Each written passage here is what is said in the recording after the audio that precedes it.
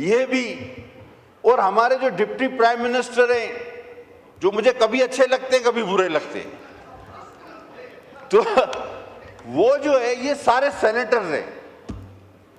और मेरा एक अंदाजा रहा है सर इन सारी असेंबलियों में कि सेनेटर्स का टून अलग होता है, क्योंकि इन्होंने वोट लिए नहीं होते, हल्कों में इन्होंने जाना नहीं होता, जवाब इन्होंने देना नहीं होता, तो ये बने बनाए दानिश्वर होते हैं।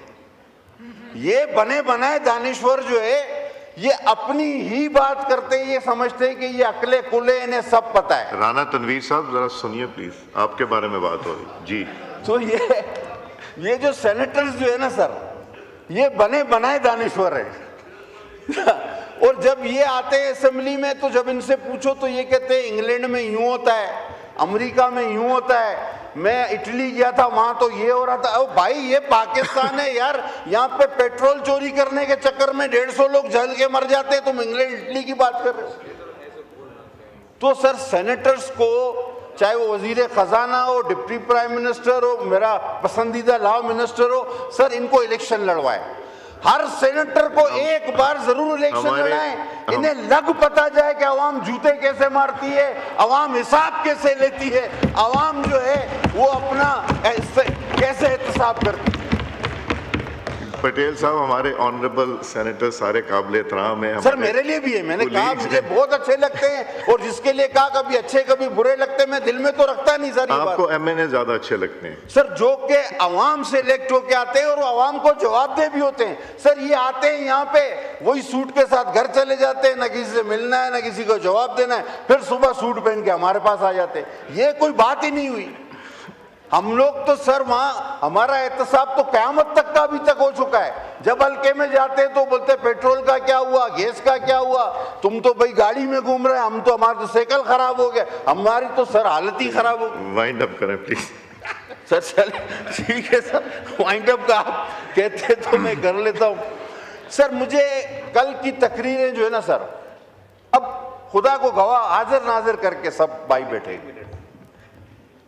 जीडीपी रिजर्व बढ़ गए, हमारा हदफ ये था, ये इस साल का हदफ है, ये हम हर साल बातें करते हैं, ना कभी हदफ पूरा हुआ, ना कभी जीडीपी सही होती है और ना कभी रिजर्व की सही निशानदेही की जाती है। सर मेरे नजदीक ये तमाम चीजें बेमायने। अगर आवाम को खाने पीने की अशिया गरीब आवाम को मिल रही हैं, बच्चे स्कूल जा रहे हैं, घर में बिजली गैस मौजूद है, रोजगार है, गरीब खाना खा रहा है, तो आपकी जीडीपी का कोई भी फिगर हो सर, वो मुल्क ठीक है, सब कुछ ठीक है, रिजर्व भी ठीक है। अगर ये चीजें नहीं है, जो कि बदकिस्मती से आज नहीं है, तो आप कोई भी फिगर हमें दे दें, इसका मतलब है आपका निजाम, माशी निजाम ठीक नहीं चल रहा, आपकी फिगर कोई भी हो। और फिर हदफ, ये बड़ा एक मजाहिया काम होता है कि आप कहते हैं कि जी हमारा हदफ जो है ये फला है, और उसके फर्ज कर लीजिए आप कहते हैं कि हमारा हदफ जो है वो 100 किलोमीटर दौड़ना है, फिर आप साल के आखिर में कहते हैं जी मैं 1 किलोमीटर दौड़ा, फिर गिर गया था, बाकी 99 बाकी है, इंशाल्लाह अगले साल भाग लूंगा। वो भाई जब तुमसे चला ही नहीं जाता तो हदफ इतना बड़ा क्यों रखते हो? तो ये हदफ वगैरह जो है सर, ये कुछ भी नहीं। हम सारा टैक्स, वो गरीब जो बेचारा टीवी देख रहा है, हमारी बहस और तकरार सुन रहा है, वो समझ रहा है कि इस पे टैक्स लग रहा है, उस पे नहीं लग रहा है, इस पे कम हो रहा है, उस पे ज्यादा हो रहा है। उसको ये पता नहीं है कि लेवी की सूरत में, इनडायरेक्ट टैक्स की सूरत में, मोबाइल कार्ड खरीदे या माचिस खरीदे या सिगरेट खरीदे, हम इस टैक्स का सबसे बड़ा हिस्सा उस गरीब से ले लेते हैं जिस बेचारे को ना रिटर्न फाइल करना आता है, ना अपना टैक्स रिक्लेम करना आता है, जो नॉन फाइलर है। इसका सबसे बड़ा हिस्सा हम उस गरीब से ड्रा कर लेते हैं जिस बेचारे को इस निजाम का कोई पता ही नहीं। यकीनन ये सारा जुल्म है। अब सब 7% आपने तनख्वाह बढ़ाई है। वजीर खजाना साहब अभी तशरीफ ले गए, आ जाएंगे थोड़ी देर में। ये किस तरह अलहाम हुआ आपको कि 60%, 25% बढ़ाई जाती थी, 50% भी बढ़ाई गई। ये 60% क्या लकी नंबर 7 आपने लॉटरी निकाली है इसकी? महंगाई तो इससे कई गुना ज्यादा बढ़ी।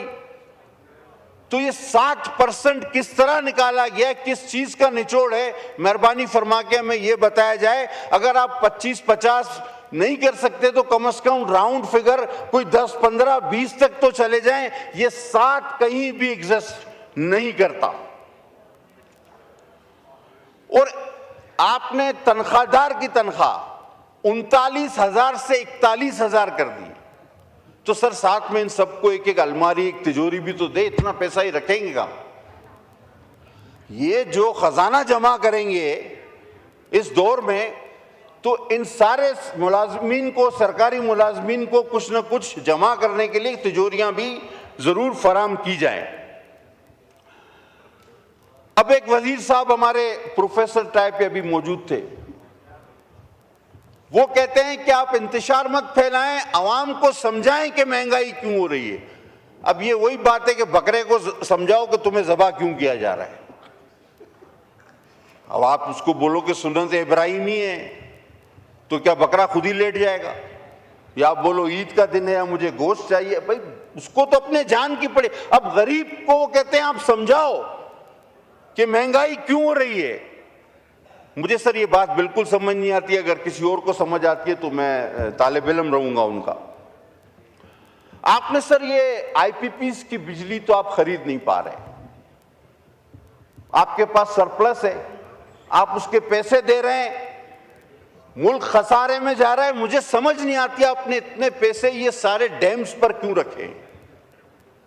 यानी इस वक्त जो बिजली मौजूद है उसके तो आप बगैर इस्तेमाल किए पैसे दे रहे हैं और सारे पैसे आपने डैम्स पर रखे।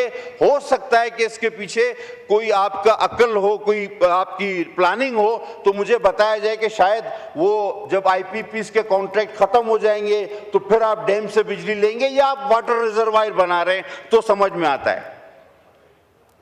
अब सर एक और अजीब मजाक किया इन्होंने कि सोलर पैनल पे कहते हैं टैक्स हमने जो है ना कम कर दिया, खत्म कर दिया, लेकिन इन्वर्टर पर टैक्स रहेगा।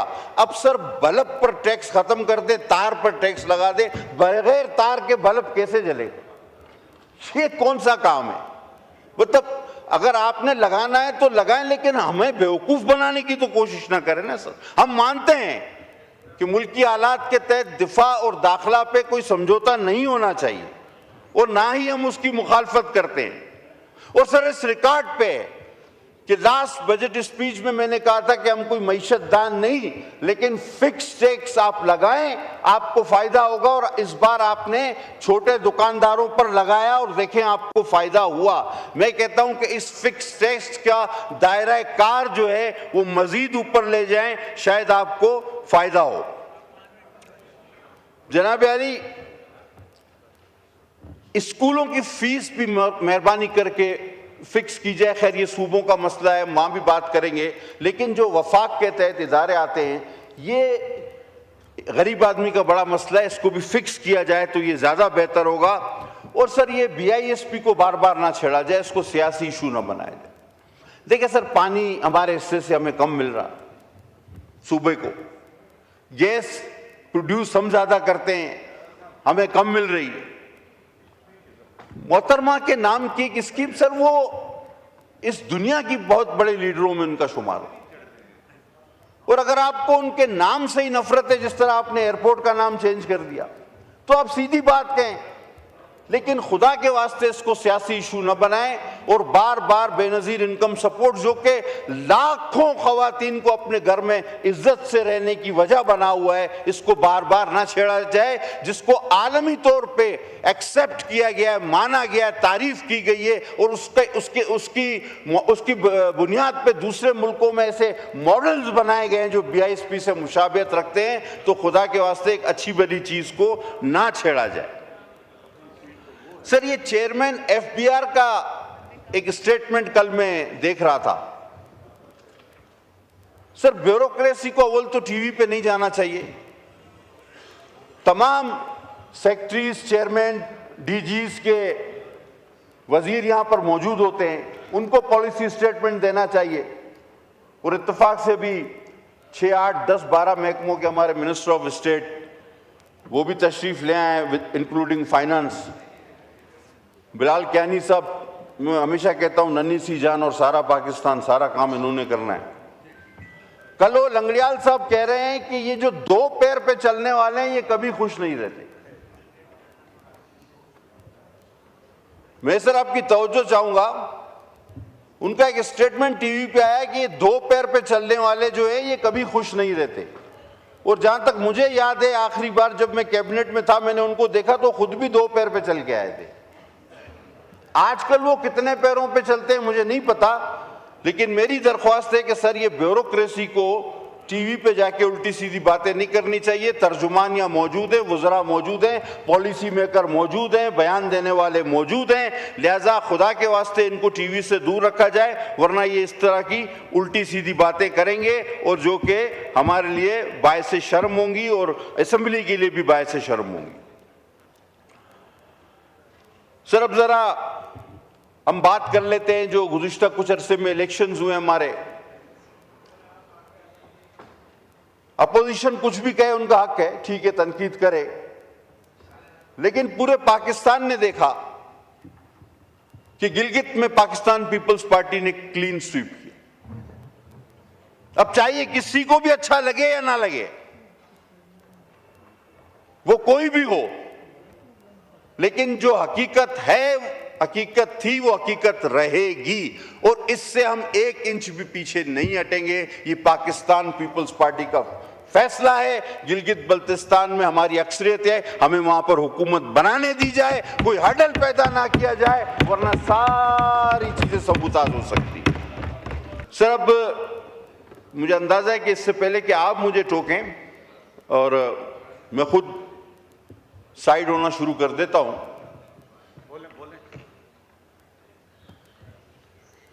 सर भाई भाइयों ने बात की कि जी फला शख्स बंद है और इनके लीडर बंद हैं और सब कुछ बंद है। ये जो सीनियर लोग हैं वहां बैठे हैं समझते हैं इस बात को कि एक वक्त था कि वही आपका लीडर कहता था इसको भी बंद कर दूंगा, ये भी चोर है, वो भी डाकू है, इसको भी बंद कर दूंगा, इसका भी टीवी निकाल दूंगा, इसका रेडियो तोड़ दूंगा।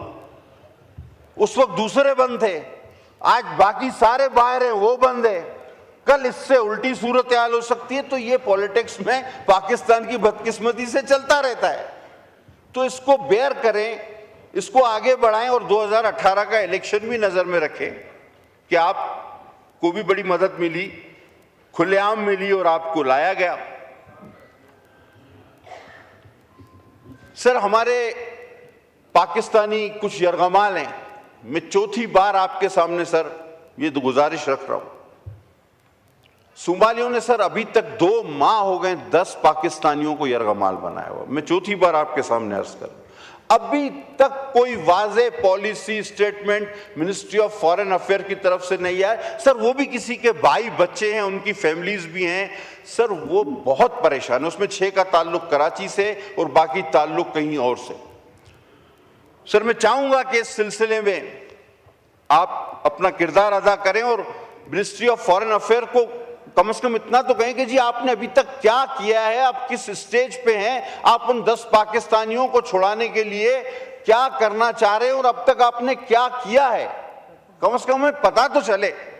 इस पे कोई चौथी बार मेरे बात करने के बावजूद कोई भी बात सामने नहीं आई। सर कराची का एक वाकया था बड़ा सोचनाक, उस पर अदालती फैसला आ गया। जिन पर इल्जाम था उनको रिहा कर दिया गया। यकीनन अदालतों ने सबूत और शवाहिद जरूर देखे होंगे। 260 लोग उसमें सर जल के मर गए। अब अगर जिन पे इल्जाम था उनको बरी कर दिया, ठीक है, ये फैसला तो अधूरा हुआ सर। अब कम से कम ये तो बताया जाए कि वो 260 लोग जो जलकर मर गए, वो ये मुल्जमान बरी हो गए, तो वो उनको किसने जलाया? अगर आप ये नहीं बताएंगे तो फिर मैं कहूंगा कि ये इज्तिमाई खुदकुशी की थी उन्होंने 260 लोगों ने।